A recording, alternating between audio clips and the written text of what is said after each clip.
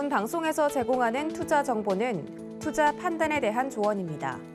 방송에서 제공하는 주식의 가치, 가격 상승 및 가격 하락에 대해서는 방송사에서 보장하지 않습니다.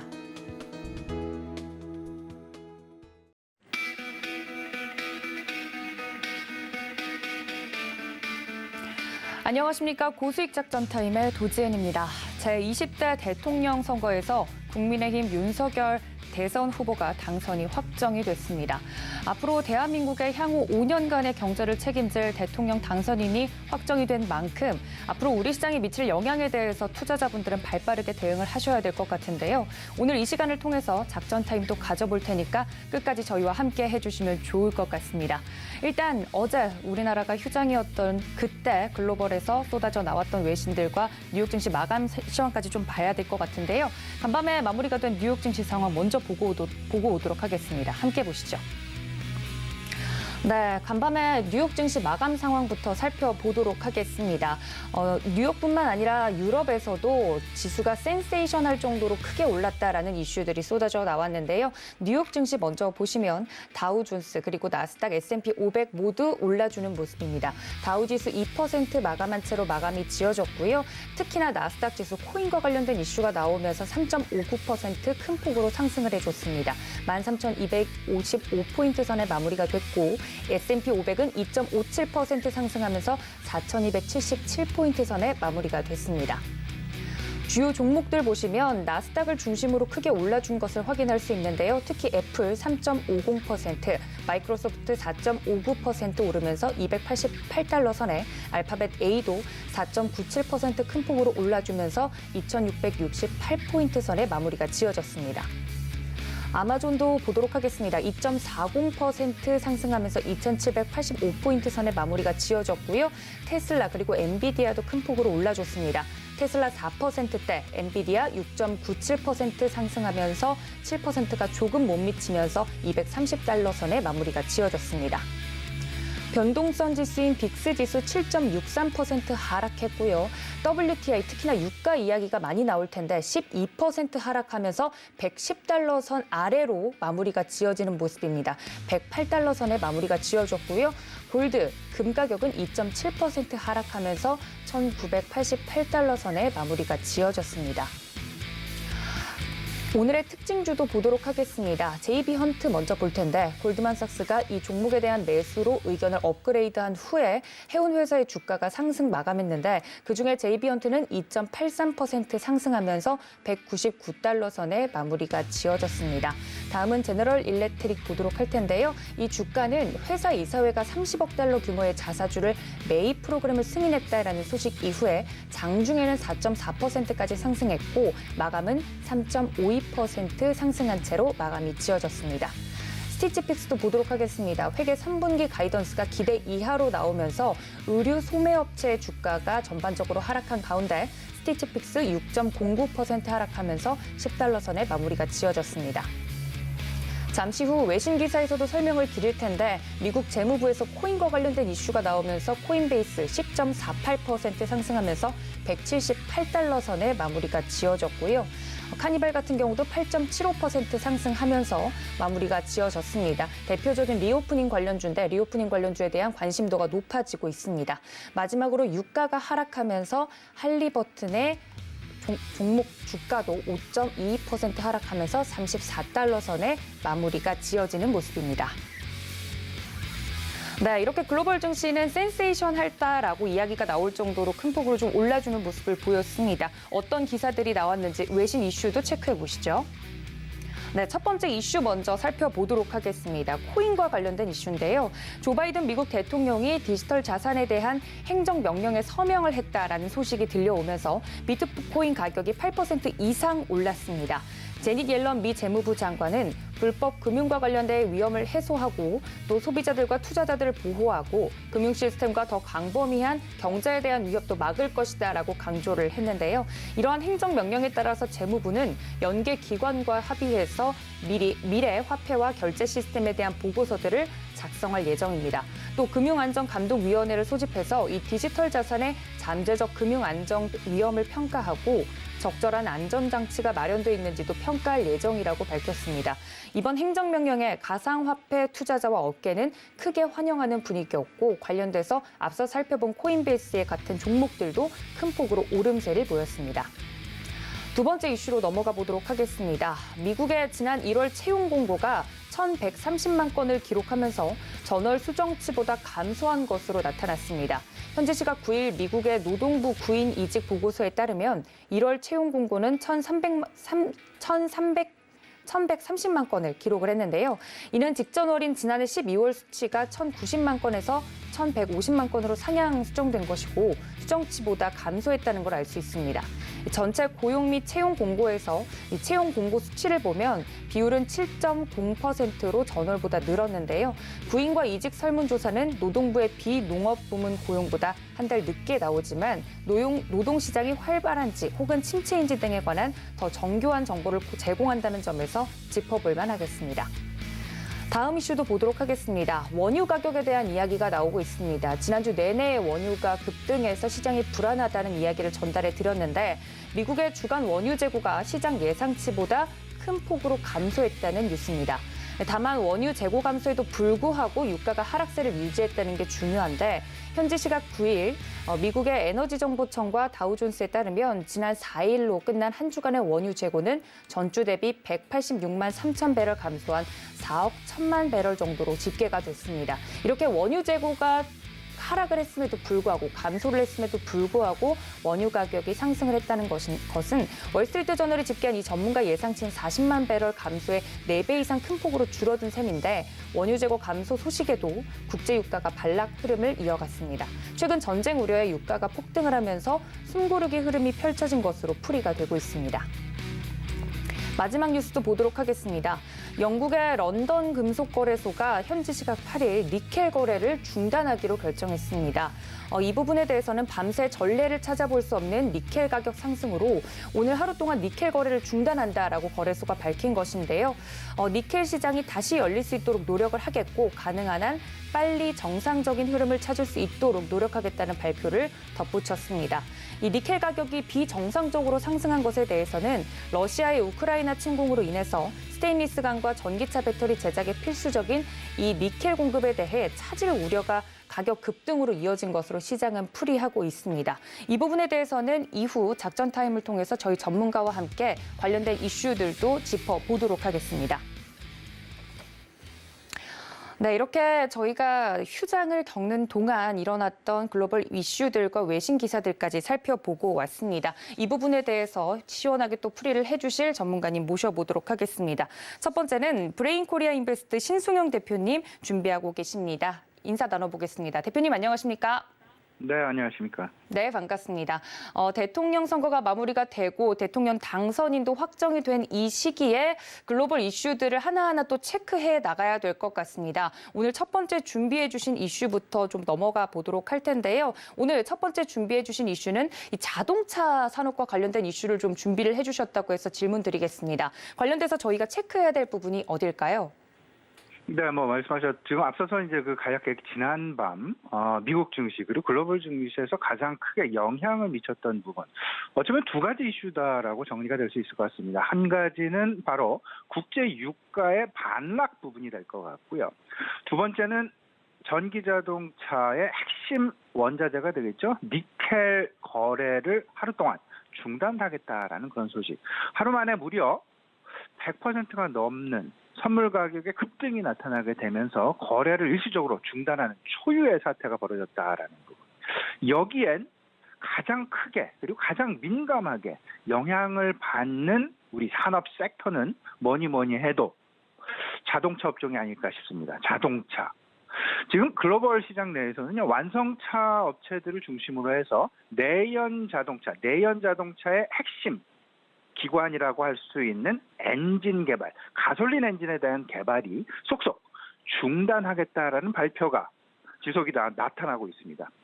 최근 들어서 이제 닛산도 그렇고요, 토요타도 그렇고, 폭스바겐, 벤츠, 현대자동차까지 가솔린 엔진의 개발을 중단하겠다. 닛산 같은 경우에는 실질적으로 연간 자동차 관련된 그 엔진 개발에 들어가는 연구 개발비가 무려 5.2조 원에 달하는데요. 대신 이 부분을 엔진 개발에 쓰지 않고 이 부분을 오히려 전기차 개발을 가속화시키는데 그 비용을 전환해서 사용하겠다라는 의미. 그리고 다른 폭스바겐도 마찬가지. 그리고 현대차 같은 경우에 엔진 개발센터를 물리적으로 아예 폐지를 시켜 보면서 실질적으로 앞으로 이제 내연기관 자동차의 어떤 그 쇠퇴 내지는 전환, 전기 자동차의 전환 가속될 가능성이 상당 부분 높겠다라는 부분. 여기서 우리가 좀 생각해야 될 부분은 분명하게 있습니다. 왜 이렇게 엔진 개발을 왜 중단을 하고 전기차로 개발을 계속해서 가속하고 있느냐.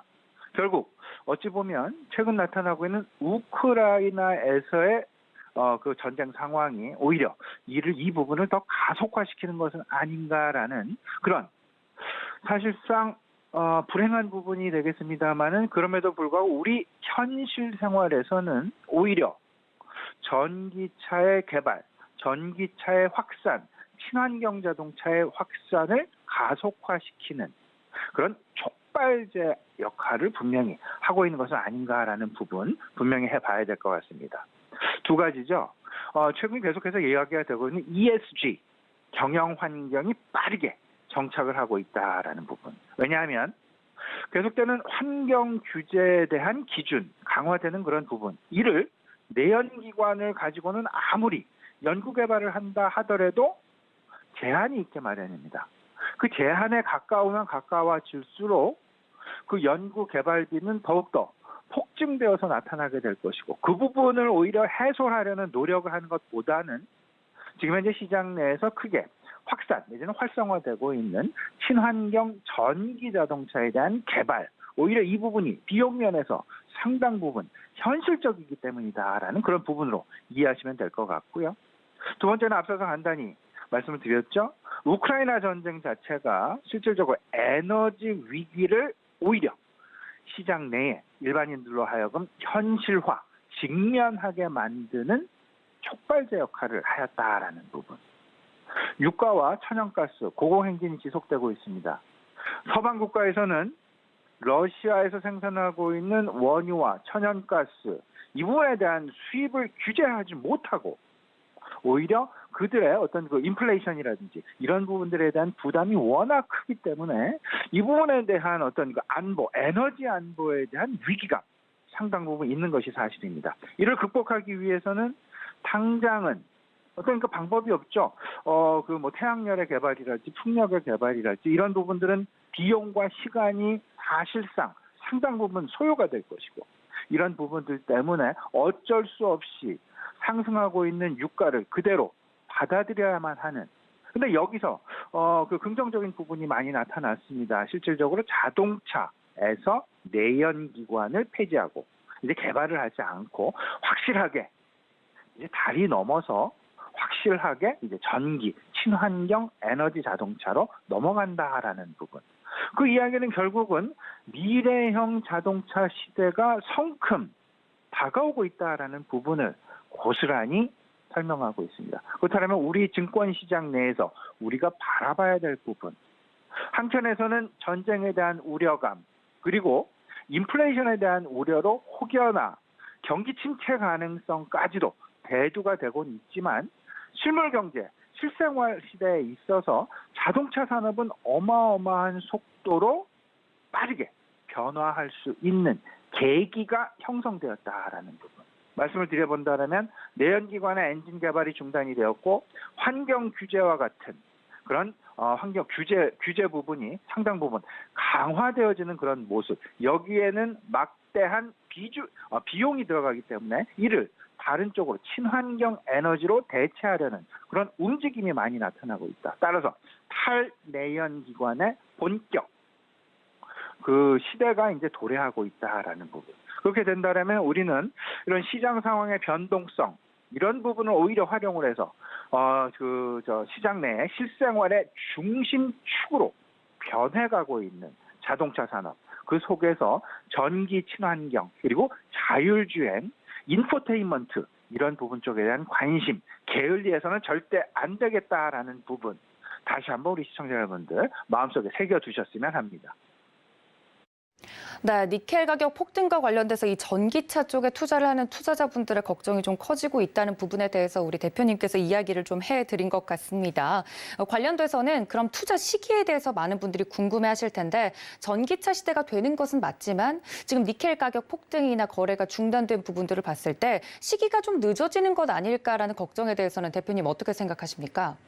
네, 지금 어떻게 보면 지금 그 우크라이나 전쟁, 러시아발 우크라이나 전쟁 상황, 그리고 뭐 그냥 이런 리스크들이 실질적으로 한창 확산되어져 가고 있는, 가속화되어져 가고 있는 친환경 전기 자동차에 대한 개발 내지는 어떤 그 판매 이런 부분들에 사실상 조금 더 찬물을 끼얹는 그런 상황도 나타나고 있습니다. 어찌 보면 전기차에 관련해서 우크라이나 사태는 양날의 칼이다라고 말씀을 드릴 수 있을 것 같은데, 긍정적인 부분을 좀 따져본다라면 에너지 가격, 에너지 안보에서 다소간의 실패, 이를 이제 단기적으로 극복하기에는 어렵다라는 그런 생각. 그렇기 때문에 오히려 대체 에너지에 대한 소비 수요가 상당 부분 증가할 것이다라는 그런 반대급부 현상이 지금 시장 내에 상당 부분 나타나고 있는 부분 우리가 꼭 챙겨봐야 될 것 같고, 악재 부분을 좀 따져본다라면 그 에너지뿐만 아니라 핵심 원자재, 뭐 리튬도 있고요, 니켈도 있고요, 팔라딘도 있습니다. 전기차의 핵심 원자재들의 가격이 폭등을 하다 보니까 문제는 이런 부분이죠. 전기차 완성차 업체들 입장에서는 원자재가는 계속해서 상승을 하고 있는데 그 판매 단가를 바로 적용을 시켜서 인상시킬 수 없는 그런 상황. 이렇게 된다라면 완성차 업체 입장에서는 생산 마진이 다소간 줄어들 수밖에 없는, 축소될 수밖에 없는 그런 상황 직면할 수밖에 없겠죠. 원자재 가격이 급등한다라는 이야기는 이런 완성 자동차 업체에 모두 그 부담 내지는 압력으로 작용할 수 있다. 실질적으로 좀 따져본다라면 리튬 가격이 올 연초 대비 한 70% 이상 급등을 했습니다. 니켈 가격은 어제 하루만, 지금 그래프를 잠깐 보시게 되면요, 어제 하루만 니켈 가격이 무려 100%가 넘는 급등. 그렇게 되면서 선물 거래가 멈춰지게 되는, 하루 동안 정지가 되게 되는 그런 상황들. 여기에는 니켈과 팔라딘에 대한 러시아의 글로벌 시장 내에서의 생산 비중이 상당 부분을 차지하고 있기 때문에 이런 상황들이 만들어졌다, 야기되었다라고 생각을 할 수 있을 것 같고요. 결국 앞서서 말씀을 드렸다시피 전기차도 그렇고요. 팔라딘 같은 경우는 그 경유가스에 대한 그 배기가스 그 저감 장치에 들어가는 주요 원자재죠. 이 부분들도 역시 엔진, 내연기관 자동차의 생산가 인상에 상당 부분 부담을 준다. 내연기관에는 팔라듐, 전기자동차에는 니켈과 리튬, 이런 부분들이 실질적으로 좀 영향을 주게 되면서 좀 양날의 칼. 근데 궁극적으로 저는 이렇게 생각을 합니다. 결국에는 그럼에도 불구하고 시장의 흐름은 전기차, 친환경 자동차로 이미 꺾여져 있고 방향이 그 전환이 되어 있고, 이런 부분들을 우리가 계속해서 예의주시하면서 어떤 그 적절한 내지는 나의 매도 타이밍을 맞춰 나가는 그런 전략이 상당 부분 유효할 것이다. 지금 현재 어찌 보면 이런 그 추세에 있는 그 산업들, 전환, 대혁신, 대변환에 있는 지각 변동에 있는 산업군들은 어떤 그 단기적인 관점으로의 접근이 아니라 중장기적으로의 접근 관점이 상당 부분 유효할 수밖에 없습니다. 앞서서 말씀드렸다시피 전기자동차의 판매가 내연기관 자동차의 판매를 넘어서는 시간은 지금 시장에서는 대체적으로 2030년 이후 정도를 생각을 하고 있습니다. 그렇다면 아직 시간은 충분히 남아있다. 급하게 접근을 하는 것보다는 일단 저점 매수 관점에서, 그리고 급격하게 올라타는 전략이 아니라 시장이 다소간, 지금 현재는 안정화 단계는 분명히 아닙니다. 이런 안정화 단계는 조금 피하시고 안정화 국면에 접어든 이후 천천히 이 시장의 어떤 상승 국면을, 대세 상승 국면을 그대로 나의 포트폴리오에 옮겨가는 전략이 오히려 유효할 것이다. 에너지 관련된 부분은요, 급속하게 하루 만에 변화하는 그런 정책 내지는 산업이 아닙니다. 분명한 것, 이런 부분들은 모멘텀 투자 관점보다는 안정성장 지속 관점에서 접근하는 그런 전략이 상당 부분 오히려 바람직할 수 있다라는 점 되새기시면서 투자 전략에 참고하셨으면 좋겠습니다. 네, 원자재 가격 급등이 이 전기차 시장에 미치는 호재 혹은 악재인 부분에 대해서 짚어주시고 큰 흐름에 있어서는 전기차 시대로 가는 것에 대해서는 이견이 없다라고 이야기를 해주시면서 투자 타이밍에 대한 이야기까지 대표님께서 전달해 드렸습니다. 다음은 저희 히든 이슈로 넘어가 보도록 하겠습니다. 제20대 대통령 당선인이 확정이 됐습니다. 그러므로 인해서 관련돼서 투자를 하시는 투자자분들이 발빠르게 관련된 정책이나 수혜주들 찾기에 나서면서 어느 쪽으로 투자 방향을 설정해야 될지 지금 바쁘게 움직이고 있는 것으로 알고 있습니다. 코로나와 관련돼서 그리고 탈원전과 관련돼서는 확실히 수혜를 받을 것이다. 원전과 관련돼서는 수혜를 받을 것이다라는 이야기가 나오고 있는데 대표님의 의견이 궁금합니다. 어젯밤 잠 못 주무셨을 것 같은데 결과 보시고 어떠셨나요? 네, 일단 그 시장 지금 있는 그대로 지금 우리 새 시대가 열려져요. 가장 중요한 것, 정권이 교체된다라는 부분에 우리는 포커스를 맞춰야 됩니다. 정권이 교체된다라는 부분은 어쩌면 시장 내 상당 부분 어떤 그 변화가 예고되고 있다라는 부분. 그 변화는 분명하게 말씀을 드리지만 시장 내에 허니문이라는 그런 허니문 기간이 상당 부분 작용을 하면서 시장에 우호적으로 긍정적으로 작용될 그럴 가능성이 높다라는 점 꼭 생각을 해두셔야 될 것 같습니다.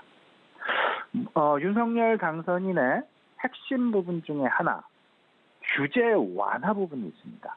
규제를 상당 부분 완화해 가겠다. 정부가 통상적으로 정책을 펼쳐나가는 데 있어서 크게 네 가지가 있습니다. 하나는 통화 정책이 있고요. 하나는 조세 정책이 있고 또 재정 정책이 있고 그다음에 규제를 완화하느냐 제한하느냐 강화하느냐 이 부분이 있는데 지금 현재 시장이 가장 갈구하고 있는 부분 어찌 보면 규제 완화 쪽이다라는 쪽으로 생각을 해 두셔야 될 것 같은데 일단 윤석열 당선인의 핵심 공약은 세 가지로 구분이 됩니다. 하나는 경제, 두 번째는 복지, 세 번째는 부동산입니다.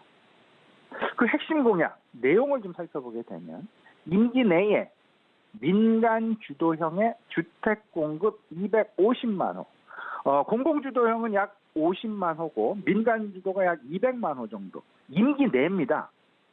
그러면 민간 건설업자들, 민간 건설업종 상당 부분 긍정적인 수혜, 오늘 같은 경우 상당 부분 긍정적인 영향 받을 가능성 높을 수 있다. 그리고 이 부분은 단기에 그치지 않을 것이다라는 점.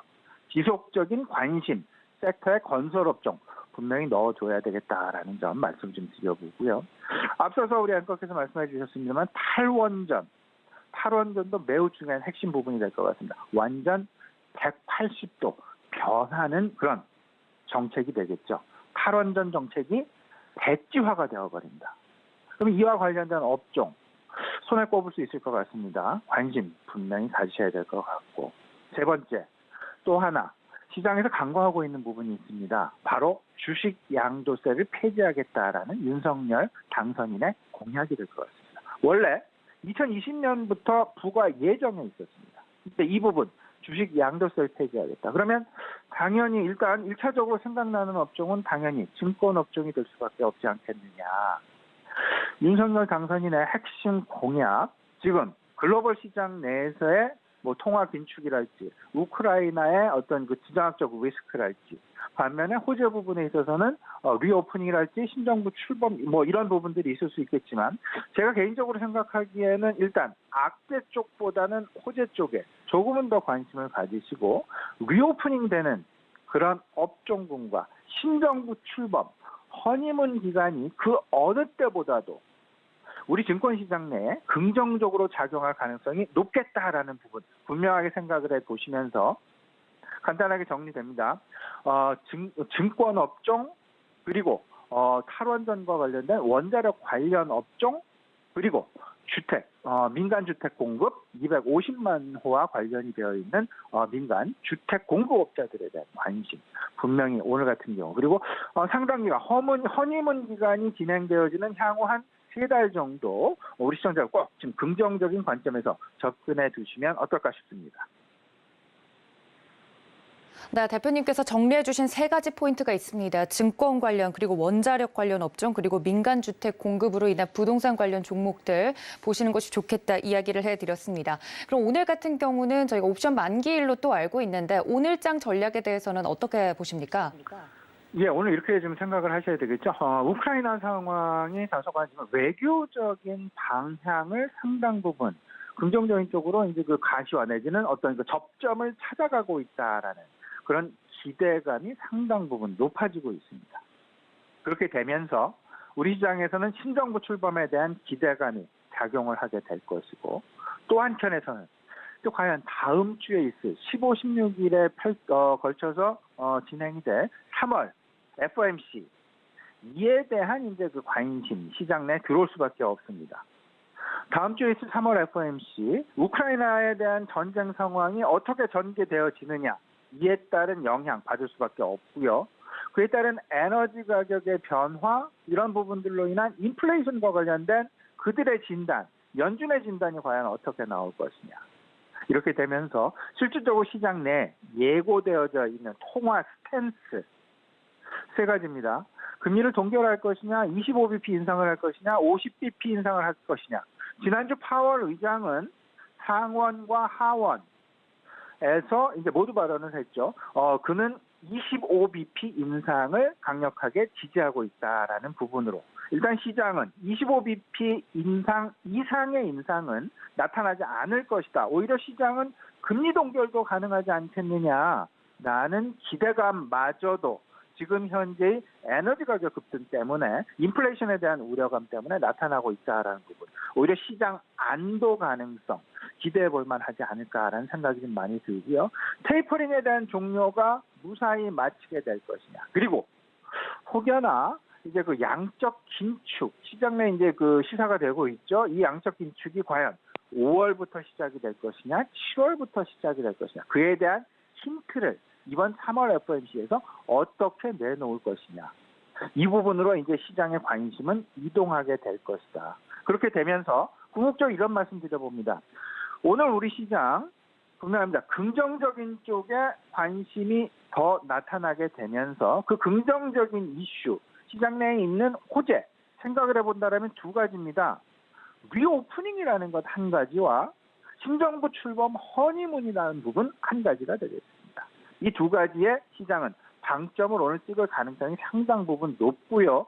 여기에는 부동산이랄지 친환경이랄지 친원전이랄지 이런 부분에 대한 관심, 그리고 계속해서 우리가 관심을 놓아서는 안 될 부분이 실물 경기 내에서 바뀌는 부분, 결국은 가장 중요한 것, 기술 혁신 테마가 어떤 산업에 가장 크게 영향을 미치고 있느냐, 결국은 최근 나타나고 있는 자동차 산업에서의 영향 부분이 될 것 같습니다. 특히나 기술 혁신이 가시화되고 있는, 실질적으로 실물 경제에 녹아들어가는 어떤 그 단계에 이미 진입하고 있는 자율주행과 메타버스에 대한 관심 분명하게 필요 보이지 않나 말씀드립니다. 네, 이렇게 오늘장 전략까지 이야기를 나눠봤습니다. 지금까지 브레인코리아 인베스트 신승용 대표님과 함께했습니다. 대표님 고맙습니다. 자, 다음으로 바로 넘어가 보도록 하겠습니다. 다음은 하나금융투자의 이재선 선임연구원 연결이 되어 있다고 합니다. 연구원님, 안녕하십니까? 네, 안녕하세요. 네, 반갑습니다. 그럼 오늘 정리해 주신 첫 번째 작전 키워드부터 보고 오도록 하겠습니다. 함께 보시죠. 네, 오늘의 첫 번째 작전 키워드는 국제유가 급락입니다. 네, 주요 산유국들이 증산에 동참을 좀 하겠다라는 이야기가 나오면서 국제 유가가 좀 안정세를 찾아가는 모습인데 급락과 관련된 이슈 설명해 주시죠. 네, 일단 다음 주 3월 FOMC 회의가 예정이 되어 있고요. 미 연준이 여전히 매파적인 스탠스를 견제할 가능성도 배제는 할 수 없습니다. 우선 유가 절대적인 레벨이 높은 수준이기 때문에 물가 둔화 시점이 다소 지연될 가능성이 높기 때문인데요. 그러나 지정학적 리스크가 일부 해소되면서 어제자로 국제 유가가 급락을 했습니다. 러시아 외무부 같은 경우는 미국과 유럽 등 서방 국가들에게 우크라이나 사태를 외교적으로 해결할 수 있기 위해 대화를 제의를 했다고 전해지고 있고요. 장중에 이제 WTI 같은 경우는 4월 인도분 기준 한 12% 이상 폭락을 했고, 브렌트유 같은 경우도 장중 한 13% 이상 하락을 했습니다. 수급적으로도요, 아랍에미리트가 오펙 플러스 산유국들에게 산유량을 더 빠르게 늘리는 것을 요청할 것이라고 밝히면서 증상 기대감이 더 커진 부분도 하방 압력 요인으로 작용했다라고 보시면 될 것 같습니다. 국제유가를 비롯해서 원자재 가격이 이제 일단 진정세를 보이면서 뉴욕 증시 같은 경우는 큰 폭으로 상승 마감을 어제자 했고요. S&P 500 지수 같은 경우는 2020년 6월 이후에 1일 최대의 상승폭을 기록한 수치를 나타내었습니다. 기술주 같은 경우도 그간 조정을 딛고 큰 폭으로 올랐는데요. 대표적으로 엔비디아가 한 7%가량 올랐고요. 테슬라와 애플 등 각각 한 5%, 3%가량 상승을 하면서 전반적인 위험자산 선호 심리가 그간 억눌려 있었지만 국제유가 급락으로 인해서 소폭 반등을 했다. 오늘장 우리나라 증시도 긍정적인 상승 흐름이 기대가 된다라고 말씀드릴 수 있겠습니다. 네, 국제유가가 좀 급락을 해주면서 세계 주요 지수가 오르고 있다라는 점까지 좀 짚어드렸습니다. 그럼 다음 키워드도 바로 확인해 보겠습니다. 함께 보시죠. 네, 두 번째 키워드는 석유 파동, 과거와 지금입니다.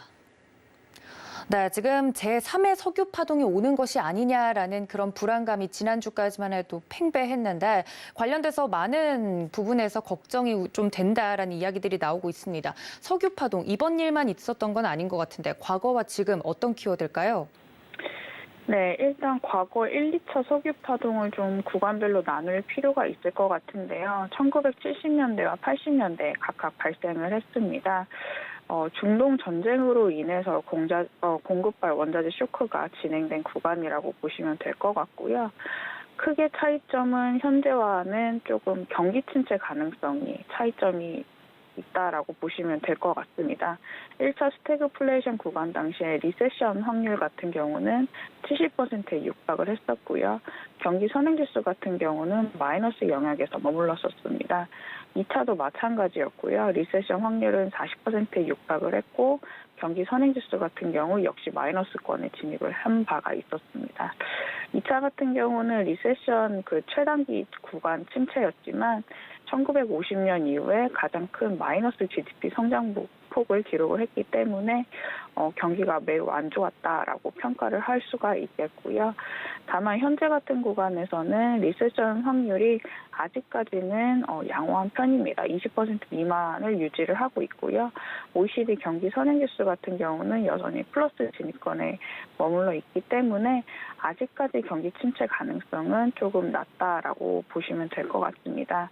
다만 이제 미 연준이 매파적인 스탠스를 이 이상으로 긴축적으로 하게 된다면은 오히려 역효과를 불러일으켜서 경기 침체를 빠르게 할 수 있다는 우려감이 시장에 조금 작용을 했고요. 이 때문에 최근에 시장의 조정이 한번 발생을 했다라고 보시면 될 것 같습니다. 그렇기 때문에 이를 인지한 미 연준도 매파적인 스탠스를 더 긴축적으로 나타낼 가능성을 저는 낮게 생각을 하고 있고요. 따라서 미 연준의 그 스탠스 같은 경우가 가장 긴축적으로 보일 시기가 저는 3월 FOMC가 변곡점이라고 생각을 하고 있는 상황입니다.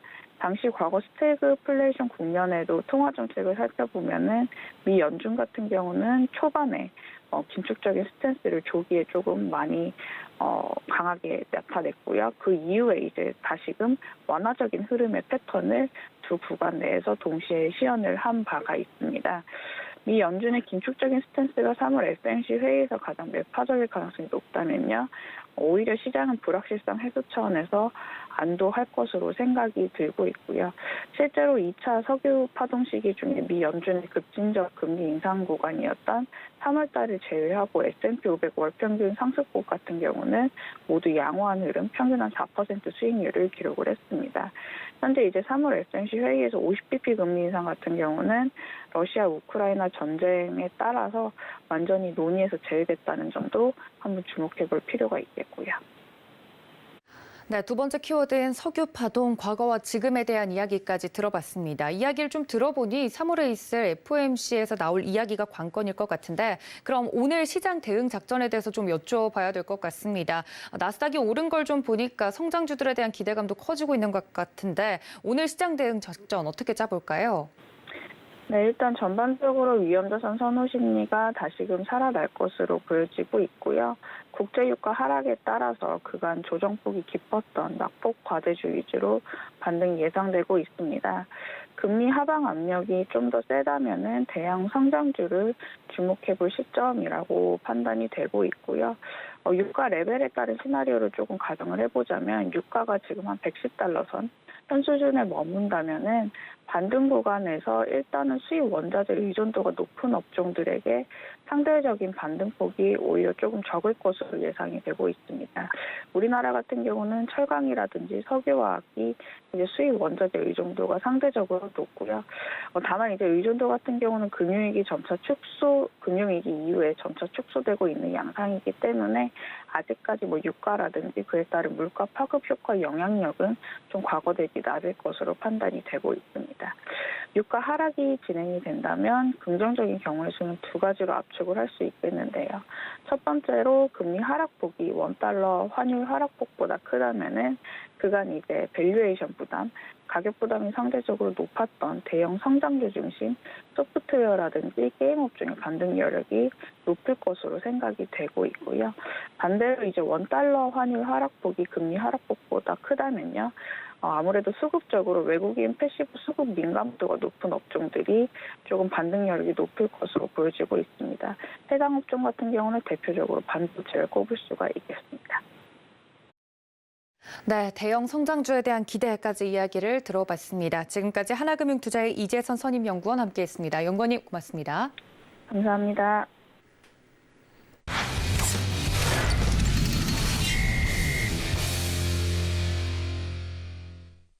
네, 이번에는 국내 증시 작전에 대해서 글로원 파트너스 이성웅 이사님과 함께 이야기 나눠보도록 하겠습니다. 이사님 안녕하십니까?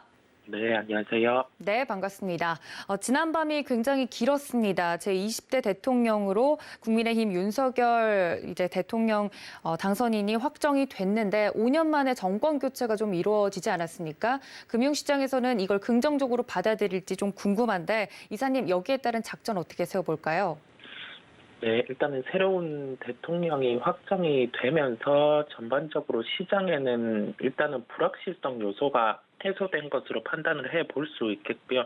우선적으로 일단은 윤석열 당선인의 주요 공약이나 수혜가 기대가 되는 그 업종 포인트를 한번 짚고 넘어갈 필요가 있겠습니다. 먼저 그 주택이나 개발 쪽, 건설 쪽이죠. 건설 쪽 같은 경우는 먼저 살펴보는 이유는 아무래도 정책에 대한 불확실성이 존재하다 보니까 주가가 강하게 반등을 못한 측면도 있겠고요.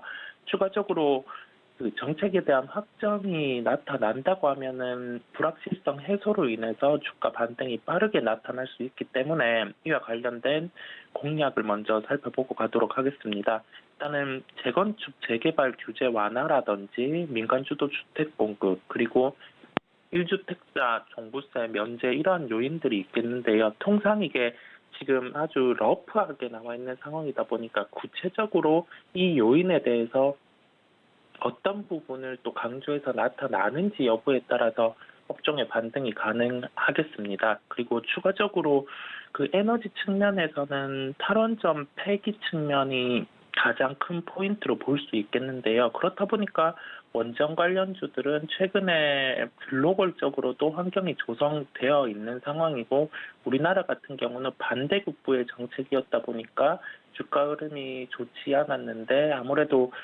테마적인 측면에서 테마주를 접근할 수 있겠지만은 이제는 한정 기술이라든지 이러한 실적이 이제 보탬이 될 수 있는 기업들을 중점적으로 살펴보시는 게 나을 것으로 보입니다. 추가로 이제 자본시장 측면에서 가장 눈에 띄는 정책이었던 게 증권 거래세 측면이 이제 부과가 되는데 이게 증권 거래세를 폐지하는 측면이 있었거든요. 그렇다 보니까 이러한 부분에서는 전반적으로 시장 측면에서는 긍정적인 요소로 부각이 가능할 것 같습니다. 나머지 정책 같은 경우는 좀 통상적인 정책에 비슷했다 보니까 현재 시점부터는 새로운 정책이 나오는 여부를 계속 체크하면서 가야 할 것으로 보이고요.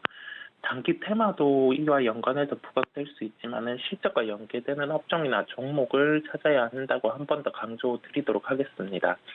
이런 점을 종합해 봤을 때 특징주는 GS건설을 말씀을 드리겠고요. 일단은 실적적인 측면만 놓고 봤을 때 부정적인 요인은 인플레이션 우려감이라든지 이러한 부분이 원자재 가격 상승 요인에 미치는 점이 있고요. 그렇다 보니까 건설의 특정 아파트를 짓거나 건물을 지을 때 들어가는 자재 상승 요인이 되기 때문에 실적 측면에서는 좀 부진한 가능성도 일부 보이기는 합니다. 다만 이러한 측면이 만약에 실적 대비해서 주가가 비싸다고 하면 크게 부각이 될 수 있는데 그러한 구간도 아닌 측면이고요. 그다음에 가장 부각이 되었던 불확실성, 대선 불확실성이 이제 해소가 되었다는 점이고 건설업종 같은 경우는 또 정부의 정책에 따라서 주가 민감도가 높기 때문에 이번 새로운 정부의 부동산 정책에 따라서 조금 긍정적인 영향이 있을 가능성이 높을 것으로 보입니다. 우선적으로 일단은 업종의 우호적인 정책을 내세운 상황이다 보니까 먼저 선행해서 이제 접근이 가능할 것으로 보이고요. 대선 이후 이제 지나왔기 때문에 건설업종 좀 재평가 가능한 구간일 것으로 보입니다. 네, 당선인 확정과 더불어서 좀 수혜를 볼 수 있을 만한 부분, 특히 이제 증권거래소 같은 경우는 좀 긍정적인 흐름이 오늘 예상이 된다는 이야기 하에 특징 종목 GS건설까지 이야기를 좀 해드렸습니다. 두 번째 이슈로 좀 넘어가 보도록 하겠습니다. 두 번째 이슈는 원자재 가격 상승이 계속해서 좀 지속되는 모습인데 어떤 시점에서 이 상승폭이 좀 둔화될지 나아질지 투자자분들이 궁금해하실 것 같습니다. 이 부분에 대해서 의견 들어보겠습니다. 네, 일단은 우선적으로 전거래일 같은 경우 미국 시장 흐름의 반등이 나타났었는데요. 원자재 측면을 놓고 살펴봤을 때 계속 강했던 원유라든지 그다음에 소맥과 관련된 그런 곡물 가격 부분이 하락을 나타내는 모습 저희가 확인을 할 수 있었습니다. 일단은 우선적으로 어제 시장 측면을 놓고 살펴봤을 때 우크라이나와 러시아의 협상 가능성이 열어뒀다는 점에서 시장이 이게 급격하게 반응을 하는 모습이었고요. 그렇다 보니까 현재 구간에서 원자재 가격 상승이 한번 나타난다고 했을 때 특히 외부 변수 요인으로 나타난다고 하면은 상승폭도 강해지면은 되돌림의 하락도 강할 요인이 높거든요. 그렇다 보니까 현재 측면에서 원재료 가격 상승, 즉 이제 그런 자원이라든지 원자재 가격의 상승을 원재료 가격까지 우선적으로 나타나는데요. 그 원재료 가격 상승을 제품 가격에 빠르게 전가시킬 수 있는 요인의 업종을 체크가 필요하다고 말씀을 드리겠습니다. 조금 더 풀어서 말씀드리면은 통상 원자재 가격이 상승을 하면은 그 원재료로 쓰이는 원자재의 가격이 쓰이다 보니까 이 원재료의 가격 상승이 나타나는데 통상적으로 스프레드라고 해서 제품 가격이 동반해서 상승이 나타나면서 이러한 부분이 되려 실적의 긍정적인 요인으로 될 수 있는 부분이 있거든요. 그렇다 보니까 이러한 측면에서의 업종을 우선적으로 체크할 필요가 있는데 음식료 업종 같은 경우가 통상적으로 이게 스프레드를 가지고 있는 부분도 있고 아니면은 제품 가격이 전가가 느려서 원자재 가격의 상승이 나타났을 때 원재료 가격의 상승 우려로 인해서 주가가 선행해서 급하게 하락을 하는 모습을 저희가 확인을 또 할 수 있거든요. 반면에 최근에 이제 어제 같은 경우 원자재 가격이 조금 하락을 하는 모습 저희가 확인을 할 수 있었기 때문에 음식료 업종 중에서 최근에 원재료 가격 상승에 부담이 되어서 하락한 종목을 체크를 하고 갈 필요가 있다고 보입니다. 오늘의 특징주는 대상인데요. 대상 같은 경우는 저희가 일상생활에서 많이 접할 수 있듯이 장류라든지 아니면은 식품 소재와 관련된 사업을 영위를 하는데요. 그리고 추가적으로도 일반적으로 저희가 음식을 먹을 때 편하게 밀키트로 접할 수 있는 간편 식품 사업까지 영위를 하고 있습니다. 근데 장류 같은 경우는 저희가 그 원재료 가격 하락의 측면에서 비추어 봤을 때 그 하락의 측면에서는 이게 주가 같은 경우가 반영이 빠른데 상승의 측면 같은 경우는 일반적으로 소비품이기 때문에 제품 가격의 상승이 빠르게 나타나지 않거든요. 그렇다 보니까 곡물가의 상승으로 실적이 좀 부진할 수 있는 측면이 우려가 돼서 주가가 선행해서 하락을 하는 모습이었고요. 통상 이게 곡물 가격의 변화와 관련해서 한 2분기 정도의 실적의 반영의 기간이 있습니다. 그렇다 보니까 최근까지 실적이 뚜렷하게 좋지 않은 상황에서 급하게 곡물가의 상승이 나타나다 보니 한 2분기 정도의 실적도 부진할 수 있겠다라는 시장의 우려가 부각이 된 것으로 보입니다. 다만 이제 곡물가 같은 경우가 첫 번째로 말씀드린 요인처럼 외부의 변수로 인해서 그 급등이 나타났었고, 이게 만약에 외부의 변수가 제거된다고 했을 때 다시 안정화를 빠르게 찾는다고 하면은 음식료 업종 같은 경우는 가능성으로 그 하락을 했던 부분이 빠르게 반등이 가능한 요인도 있을 것으로 보이거든요. 그렇다 보니까 오늘 시장에서 우선적으로 그 원자재 가격이 약간 하락을 나타났기 때문에 이러한 업종 내에서 종목이 반등이 가능할지 여부에 주목해서 살펴볼 필요가 있다고 결론 짓겠습니다. 네, 원자재 가격 상승과 더불어서 볼만한 특징주 대상까지 알아봤습니다. 오늘도 마지막 질문이 될 것 같습니다. 안 그래도 이렇게 변동성이 큰 시장 속에서 대통령 당선인도 확정이 됐고 또 더불어서 주식시장은 오늘 선물옵션 동시 만기일 아닙니까? 관련돼서 시장이 어떻게 반응할지 굉장히 궁금한데 오늘장 전략 세워주시죠. 네, 일단은 선행해서 접근이 가능한 시장 같은 경우는 오픈이 된 것으로 보이고요. 이제 그 이전, 그러니까 오늘 거래일을 제외하고 계속 시장이 장중에 하락을 해도 빠르게 복원을 하는 모습이었거든요. 그렇다 보니까 어느 정도의 레벨대, 왜냐하면 전 저점, 최근에 조정이 나타났던 전 저점까지는 온 수준을 한번 보여줬기 때문에 이제는 다시금 그 비싼 조정이 나타났을 때는 주식을 늘리는 대응이 필요할 것 같고요. 다만 여기에서 아직 러시아와 우크라이나의 협상이 마무리된 것도 아니다 보니까 이 변수는 계속 존재를 할 수 있을 것으로 보입니다. 그렇다 보니까 오늘 시장만 놓고 본다면 갭 상승이 당연히 나타날 텐데요. 여기에서는 이제는 좀 나아졌다고 해서 적극적으로 매수 대응을 하기보다는 현재 포지션을 유지하면서 어느 정도 이제 새로운 정부와 정책과 관련된 건설업종이라든지 이런 쪽으로 일부 접근을 하는 게 나을 것으로 보이고요. 그 추가적으로 봤을 때 이제 러시아 채권 만기라든지 다음 주에 그런 이벤트가 있고, FOMC 같은 경우는 물론 3월 금리 자체를 인상을 할 가능성은 낮지만은 만약에 부각되었던 외부 변수, 즉 러시아 우크라이나 이슈가 빠르게 안정이 된다는 가정하에는 4월에 다시 한번 50bp 금리 인상 가능성도 있거든요. 그렇다 보니까 그 단기적으로 봤을 때는 오늘의 시장은 당연히 반등할 거고, 그 반등 안에서 주식을 빠르게 늘리기보다는 조금 시야를 넓혀 놓고 아직 모든 게 마무리된 게 없기 때문에 조금은 조심해야 될 장 계속 연속적으로 되는 것으로 보입니다. 그러한 측면을 염두에 두고 시장 대응하는 게 나을 것으로 보입니다. 네, 오늘 시장에 대해서는 당연히 반등이 나와주겠지만 급한 마음을 먹기보다는 다음 주에 있을 FOMC 회의나 러시아 디폴트 이슈 등 글로벌 이슈까지 함께 챙겨보면서 보수적으로 좀 접근하는 것이 좋겠다라고 이야기를 해드렸습니다. 지금까지 글로원 파트너스 이성웅 이사님과 함께했습니다. 이사님 고맙습니다. 네, 감사합니다. 네, 이렇게 오늘 저희가 준비한 소식은 여기까지입니다. 이어서 매매 시그널에서 이야기를 더 나눠드릴 테니까 끝까지 저희와 함께해 주시면 감사하겠습니다. 또 본 방송에서 제공해 드릴 정보는 투자 판단에 대한 조언일 뿐 해당 주식의 가치나 수익률을 보장하고 있지 않다는 점까지 알려드리면서 저는 잠시 쉬었다가 다음 프로그램으로 돌아오도록 하겠습니다. 시청해 주신 여러분 고맙습니다.